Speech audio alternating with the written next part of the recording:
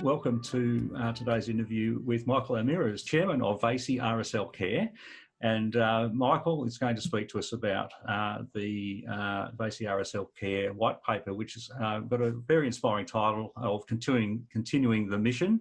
And it says at the preamble that the white paper draws upon industry and government research and data and ex-service from the ex-service community, lived experiences from veterans and war widows, and the staff that actually care for them. So it seems that your organisation, Michael, is preparing to develop a vision, not only a vision for the future, but you're using that as a foundation, perhaps take some steps into implementing some new ways of doing things for Vasey RSL Care. Yes, thanks, Mark. And by the way, I'm more comfortable with Mike than Michael. Okay, Mike. My mother used to call me Michael. But, no, you're not in trouble here, mate. Yeah. No. Yes, we've reached a point in our history where we believe it's more than timely to be looking ahead, and it's not only sort of lofty thinking and high level management theory. It's responding in some ways to what's happening organically. It's coming to us now, and has been for the last 18 months, which has prompted us to try and now get ahead of the game in many respects, and start saying, well, what is around the corner for the ex-service community more generally, and of course Vasey in particular. So that's sort of contributed to the timing of this paper, and the white paper is our effort to address that. It's deliberately called a white paper. It raises questions. It analyses the environment. It delves into research. It produces evidence, and then attempts to offer a range of solutions that we believe are viable, but are up there for people to comment on and to for people to respond to. So presumably there's some strategy work that will spring off on the back of this, and the consultation that you'll gain from having this paper out and so forth. It's a very challenging environment to get ahead of the game on, isn't it? Because we don't know as much as we think we know.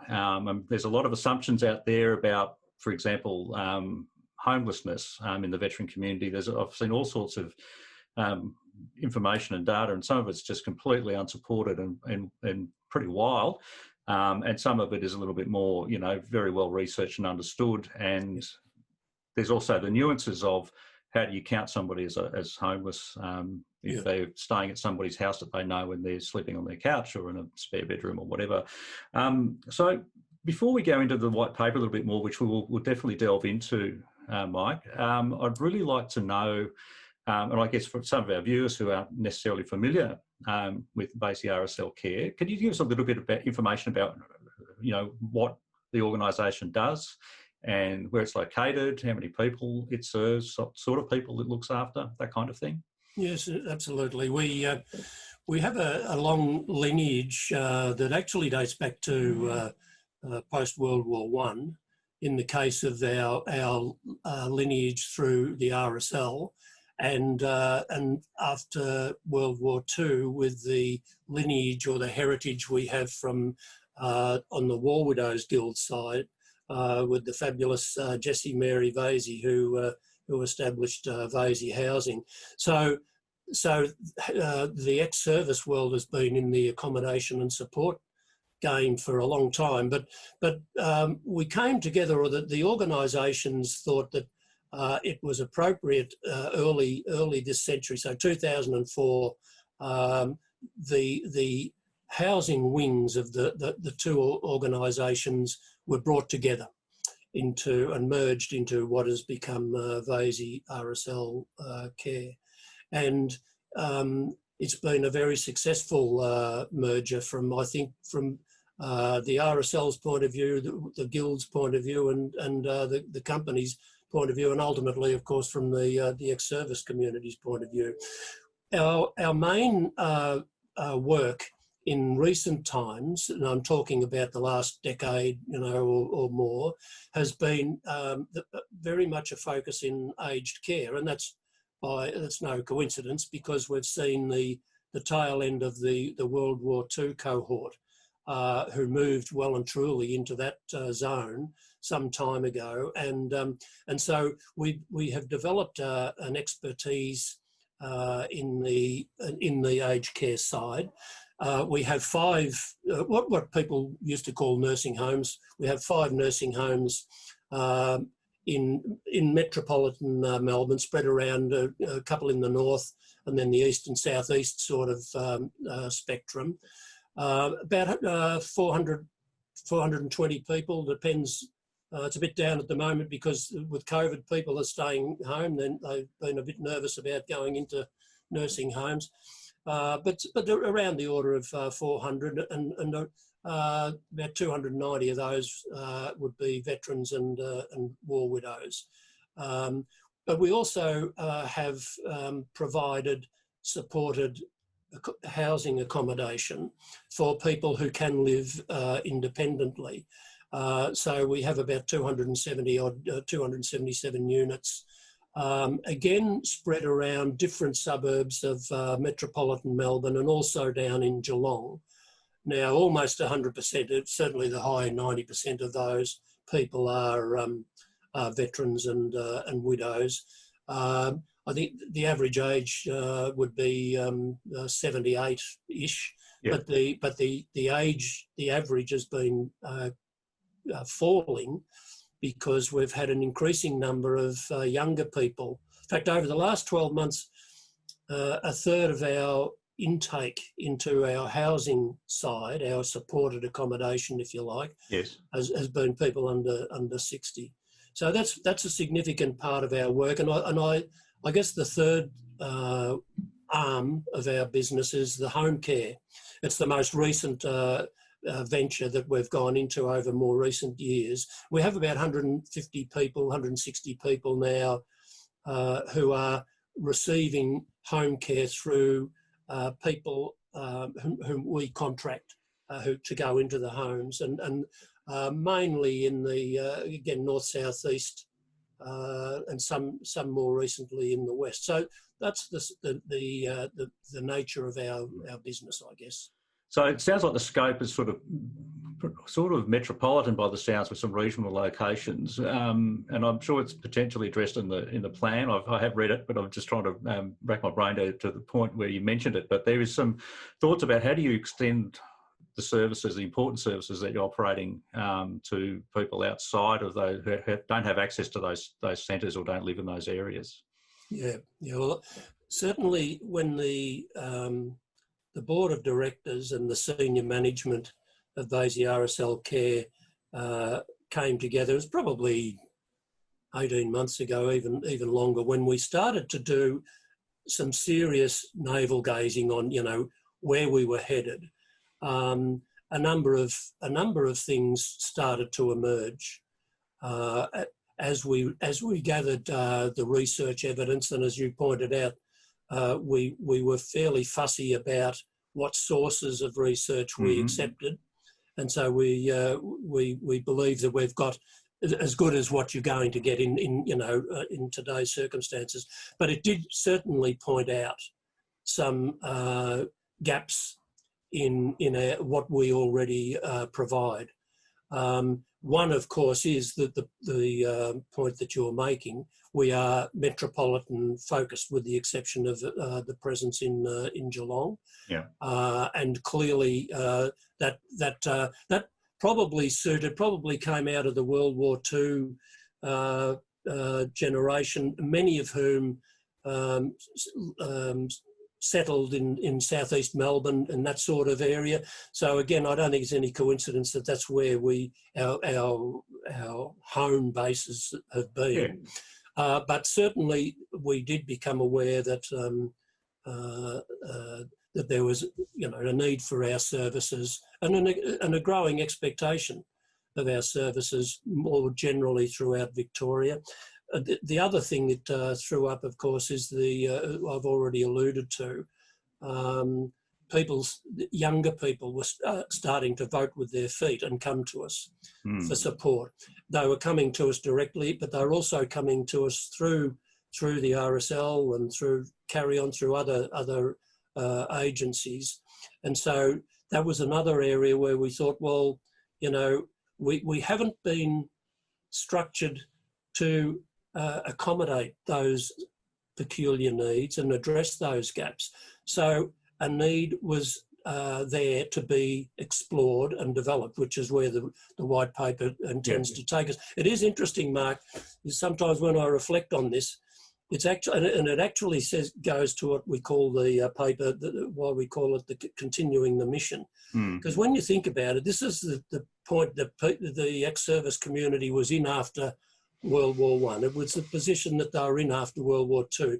They were young people who were trying to find their way after major disruptions to their lives. And Vasey was there and the RSL was there. And we're, so in many ways, we feel as if we've reached a point in that turning cycle. You might argue too, Mike, that in those days the vast majority of the community were more connected to people who had military service and had served overseas, particularly under World War I and World War II. That there was just more natural community support and awareness and understanding available as well. Where I'm suggesting that perhaps contemporary veterans don't necessarily enjoy that awareness and pretty much have to fend for themselves. So organisations like yours and the other ex-service organisations out there become a very important part of their lives in some, you know, if they in fact connect with them. I think that's absolutely right. And it also points up perhaps the reason why gaps have been able to emerge, because there isn't that the emotional focus. You know, if you go back to World War I, it must have been just incredible in 1919 in Melbourne. Now you don't have that sort of visibility and that sort of direct, widespread emotional contact as you're alluding to. So I think you're right, but then it behoves us, who are in the caper, who are in the ex-service ether, to be alive to this. You know, that we can't let some of these things get away from us, and as maybe has been the case in more recent years, not through lack of good faith, just through that, you know, other things and that lack of focus that you're talking about. So in some ways, Mike, your white paper is actually a call to vigilance in this area. It is. It's our effort to raise that profile. I have to say, I guess at this point, Mark, you know, we know we can't be all things to all men. We believe this paper is measured. Mm-hmm. It's not wild utopian rogue thinking, as sometimes we've been characterised as. It's an attempt to look seriously at what's going on in our environment, and I mean the Vasey RSL Care environment, which of course starts to occupy a fair size space in the wider ex-service environment. But it doesn't mean that we are the answer to every problem. I believe, though, that our expertise is in, when you think about it, one way or another, it's in accommodation. Whether you're younger, older, in the middle, it's whether you need intensive care at towards the end of your living, or whether it's you need independent housing, or whether you need to support in your own home. And so I think accommodation is our main business. But the secret is, I believe, that it acts as a portal for the ex-service people who are who may be in need of support to come through our front door and then gain access to the wider supports that are available, not only in Vasey, but in the other ex-service organisations, and indeed, of course, in government for that matter. So that brings me very nicely to the next question I wanted to ask you, Mike, and that's about the importance of accommodation and housing security for veterans and their families in terms of being an enabler for them to not just get other supports and other services, but just to, I guess, shore up aspects of their lives and their living. What's some of the stories that you can think of, or some of the impact that it has? I mean, it sort of looks like it's sort of one of these things that's on the periphery of a lot of the services that veterans, you know, in terms of health and financial support and things like that. But I'm imagining that it's one of those things that actually could be quite core and central to good outcomes for people as and when they need it. I believe what you're saying is right, and it's not only good judgment. It's supported by evidence. Mm-hmm. In particular, you look at the Australian Housing and Urban Research Institute. I think they're based in Melbourne, but they were commissioned by DVA to have a look at homelessness as an example. Yeah. And they found unequivocally, and it's backed up by research we've seen from overseas as well, that at particular points in a person's life where accommodation can become a critical issue. It's a basic need. Mm. But as I said, that's said a bit earlier, that's a portal into other growing in confidence. If you give, to put it briefly, if you give people the security of a roof over their head, you're not judging them, you're not asking how much they've got, you know, in their bank account. You're saying, because you served, you can come in and we will house you while you find your feet. That's the key to what we're trying to achieve, and it is supported by evidence. There are definite links between the outcomes that can be, or the outcomes that can be derived from giving a person a home to within 12 months getting back on their feet, and it depends at what point in their lives they're at. This can apply to an elderly person, it can apply to middle age, just as it applies particularly to the young people in transition out of the ADF. Mm. Not all of whom, I as an ex-DVA person, I'm always wary about, you know, saying everybody who comes out of the ADF is in need of extra support. Yeah. And that's simply not the case. But the reality is, we know that there are people who do need those supports at that time in their life.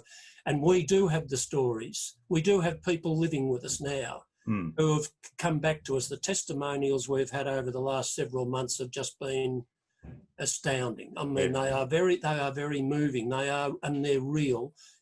And it's all about confidence, self-esteem, self-respect, being able to look more broadly into the community. Certainly there are jobs at the end of it, and there are other things. Yes. But there are those, you know, almost intangibles that people tell us about. Yeah. So we've had a number of your residents write to us at Australian Veteran News, and we've published a few of the letters that we've received, and I've certainly had many phone calls with a number of people there who have some concerns about, you know, some proposals that have been bandied around, which we might address a little later. But one of the things that I would say that comes through in a lot of the conversations that I've had with people and some of the pieces that we've published is it's all about the community that they feel that they belong to, and they treasure it incredibly. It's so very, very important to them. And number one, I guess nobody wants to lose their, you know, where they're living, their place in the world. But I think that those connections that they've made with those people, and they're all different age groups, I would add too. So they're not just coalescing around a particular age group and they just sort of get together and click because of a demographic. The common thread is their service and their connection to that community and their support for one another. So There's something powerful in that. I don't know what the answer is in terms of, there's another secret in there that I think needs to be explored, because I think that community element is actually very, very important. Yes, I couldn't agree more. And that doesn't happen by accident. I mean, that's why we're saying in the white paper that it's in our DNA to serve those who serve. We make an effort to create that environment where people do feel that, are able to feel that camaraderie and that commonality of experience. And you're right, it comes through from we've had it from widows, we've had it from Second World War veterans, we've had it from younger folk, how much they value that. Just an example, our staff, as part of their induction, and these can be young people, they can be people from other countries and what have you, they all spend, in their first week, they spend time at the shrine. And we say to them, these are the experiences of the people that you're going to be dealing with. So we want you to understand it. So we make a real effort. There's things like Hero's Wish, you may have heard about, where we grant wishes to our residents and our tenants. And, it might be a visit to the War Memorial. It might be a reunion with a serving mate that I haven't seen for 40 years, or a whole range of things. But it's all about creating that environment where people feel, that comfort, not only because it's a warm and fuzzy thing to do, but because it's a clinical asset. It does, we know it does help people. It helps them get better and find their feet. So it's part of the support fabric, I suppose, that's being developed, and there's a lot of work being done, I know, all over the place, and it's particularly difficult, isn't it, because there's so many initiatives out there, and it's hard to sort of try to work out what's a good initiative and what's not a good initiative, and who are the right people to go to. In relation to the homelessness issue, and depending on how you want to define it, I'm not imagining it's all about people sleeping rough in the streets always, but and I guess it's an issue for a younger cohort of veterans, and potentially their family members as well, who find themselves in difficulty.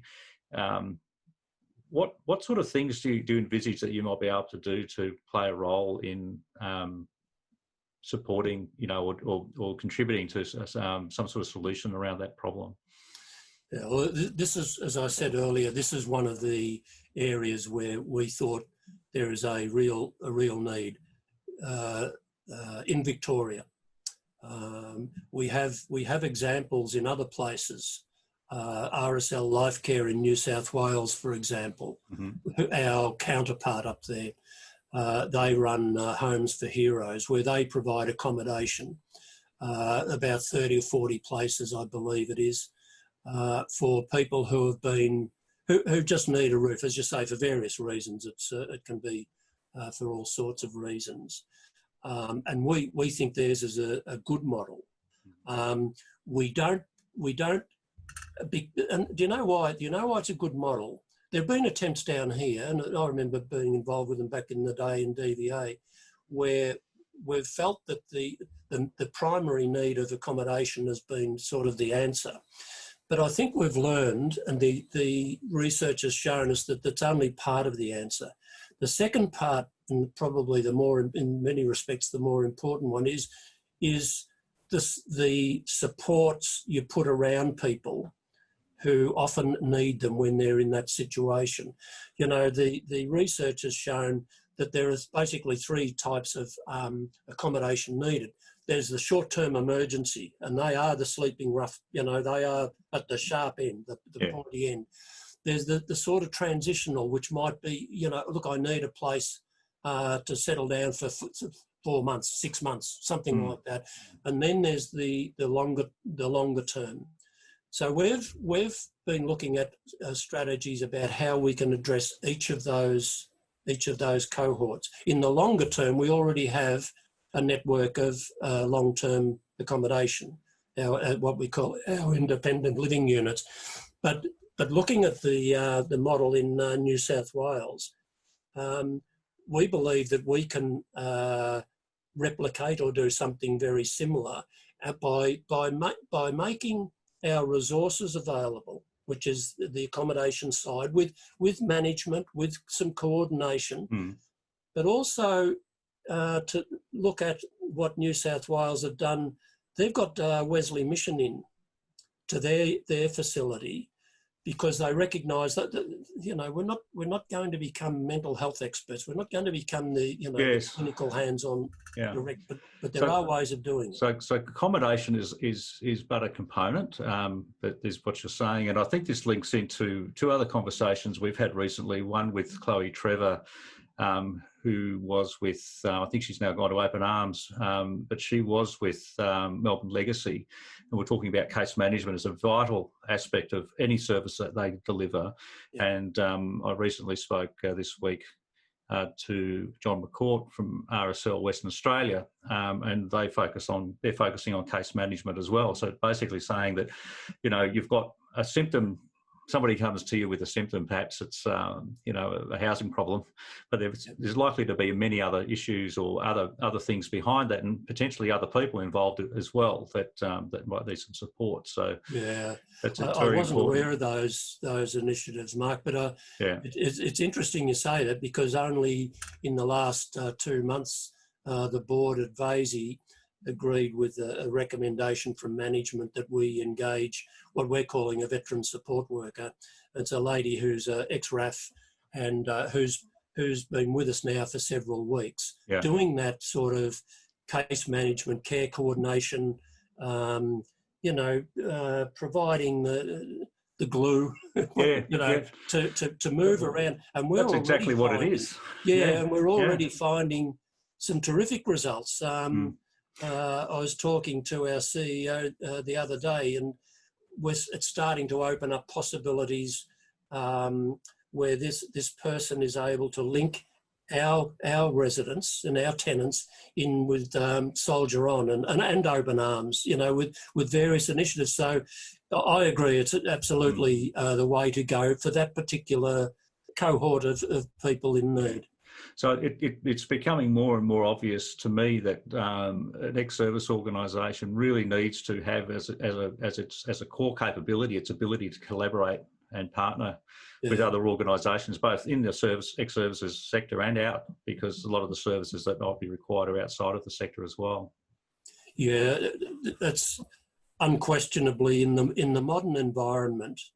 Although I suspect it's it's back to the future stuff here, but nonetheless, in our environment that we're facing, I think that's absolutely right. As I said earlier, we can't do it all, and nor should we. It makes pragmatic sense to liaise and join with other partners. Now, to help us deliver, particularly in things like widening our footprint into regional Victoria, that applies. You know, we can't build houses and nursing homes in every town and what have you, and the spread of ex-service men and women. But you know the cohort and you know their needs. That's right. So how do we address them? So this is where it mandates us. It's not even just good, you know, thinking.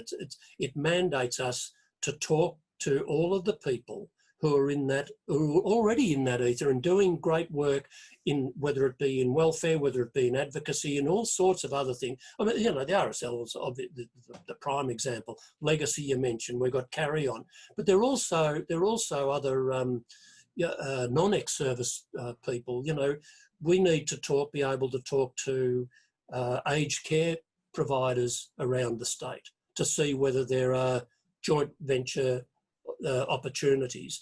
There are and home care. We can certainly extend our home care into those areas of the state that aren't already serviced. We are looking. We've done. Our research has taken us into that space. We've got a pretty good idea where the main clusterings of ex-serving people are, and that's in all the generations. We tend to, you know, broad brush it by saying it's the under 60s, the 60 to 84 sort of, the Vietnam sort of generation, and then the World War II, the older people. But looking across, there are definite clusterings, and so our view is that where we can affordably and realistically, and importantly, without compromising our existing 850 strong client base in the care we're already providing, where those things can be done together, we believe that we can establish our own presence in other parts of the state. But we can also talk to the RSL, for example, the Wodonga hub, and looking at down at Warrnambool. Carry On are up in Mildura, they're in Bendigo. We reckon we can talk turkey on a lot of it, and we certainly want to, because, as I say, pragmatically, we understand we haven't got all the answers, and we've got a lot of capability within our organisation. Capacity is something that we need to work on with others. Yeah, so it's leveraging that capability and getting that out there. Yeah. Mike, what's your current priorities at the moment? What are the priorities and next steps? Well, our first priority, of course, is you won't be surprised to hear to get through COVID. Yeah, I mean, there it's a huge challenge. Yeah, huge challenges, and indeed that's a point that's often lost in some of the discussion. There have been enormous pressures on the organisation. Without all the future planning. There's the COVID, there's the Royal Commission into aged care, there's all sorts of regulatory changes that have been going on that we've been, our management, who are marvellous, have been handling very professionally. But our next steps, we want to get our vision, our views out in circulation, and that's been going on over the past few days. Well, hopefully we can help with this interview as well. Absolutely. We're very happy to do that. It can't hurt us, Mark. That's true. But we also, we now want, the next step is immediately to follow up with people and to get their views. I mean, to say, well, okay, we think it's good, bad or indifferent, or why don't you do this, or, are you really sure about those figures? We do need that feedback. Because I want to stress that we come to this table with an open mind, absolutely. Mm-hmm. And we know, as I've already, I think, indicated, we don't pretend to have all the answers. So we do want to hear from the wider community. The next step is, I guess, to then sit down, remembering that this is not a set in stone blueprint. The next step will be to consult with those we can work with, project by project. As I said earlier, this is measured. This is not doing everything next year. This is a 10-year measured, financed plan. And so there'll be, a lot of business case work, for example, to be done for each of these initiatives that we've got in mind, and we need to be consulting.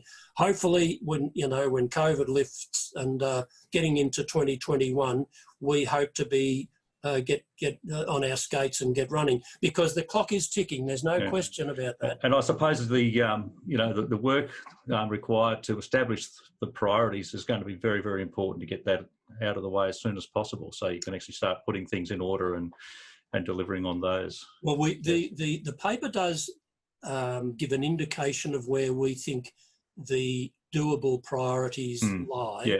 But you're right. We do need, though, that needs a lot of detailed consultation, and we roll the sleeves up and do the project planning, basically. Yeah. Okay. Great. Okay, Mike. I think it's time for us to talk about the elephant in the room. And I'm sure there's a few people who are probably watching this right now have probably been waiting for this question. Look, I'm going to be gentle about it, but it seems that despite there are some doubts about whether Vasey RSL Care should be in business as a veteran-run and operated organisation and a veteran asset. And any proposal to potentially to sell it or to put up the assets for sale and so forth has been met by the community that I can see, particularly the many, many people who've written to us and the voices that have really jumped in to want to have something published or say something about it have really come to the defence of the services that you're providing and the value it's offering to the community. I guess I'd like to know what do you have to say to those who think Vasey RSL Care should no longer be controlled and managed by veterans for veterans?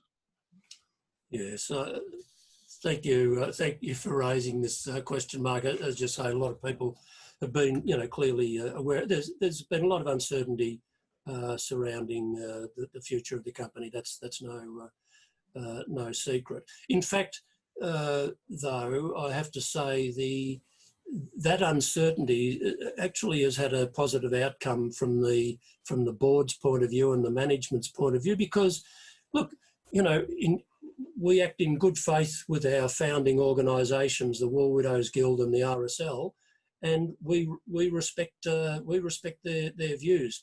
But it's forced us to re-examine and reassess our future. And that's ultimately what's led to the document that we're talking about. So it's had a positive outcome.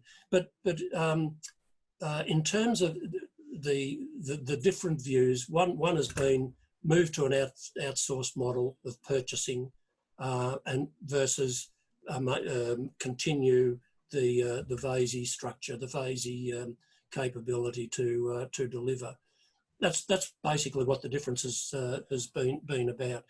Now, we believe, having done the research, having anticipated the demand, having listened to our tenants and our residents, having listened to the ex-service people who have been in touch with us, that the direct delivery of care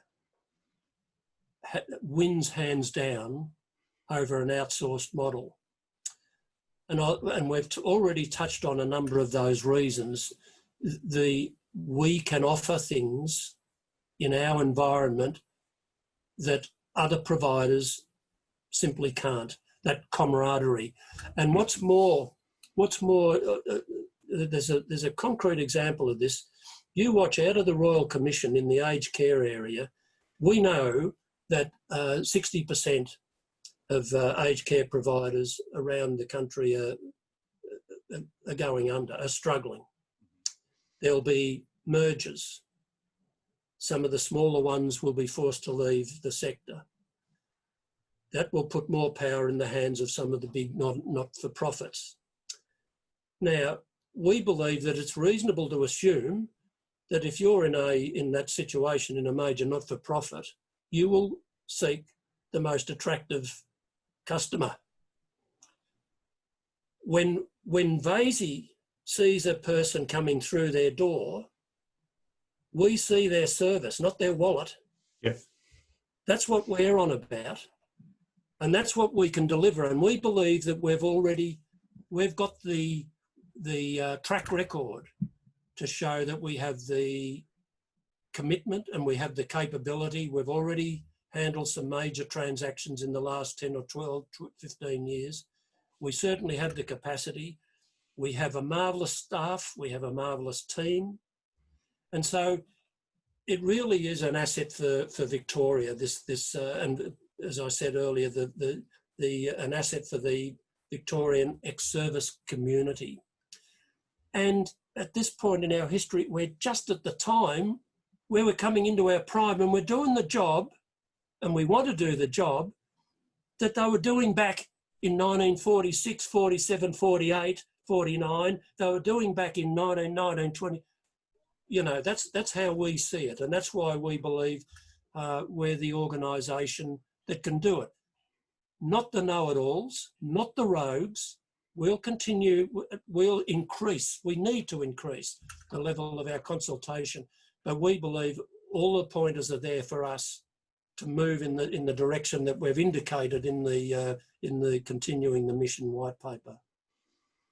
Mike, that's a fantastic place, I think, for us to conclude. Thank you so much. I think you and your team have just should be commended. It's a phenomenal effort, and it's a well thought out, a well considered white paper. And as you acknowledged, there's a lot more work yet to be done, but it is. It's a good, I guess, show of intelligence and application of capability from your organisation, which is a fairly small organisation, to actually put something like that together and start, leading the vision in Victoria. I think in some respects, but especially in relation to housing accommodation needs and how those services. I think there's a flow on from there, and it plays a vital role in the fabric of the support network. So. Congratulations for the white paper. I'm looking forward to reading what people come back with, and maybe we could talk about it again at some other stage. But it's been terrific talking to you about this today, and I'd like to thank you very much. Cheers, Mark. Thank you.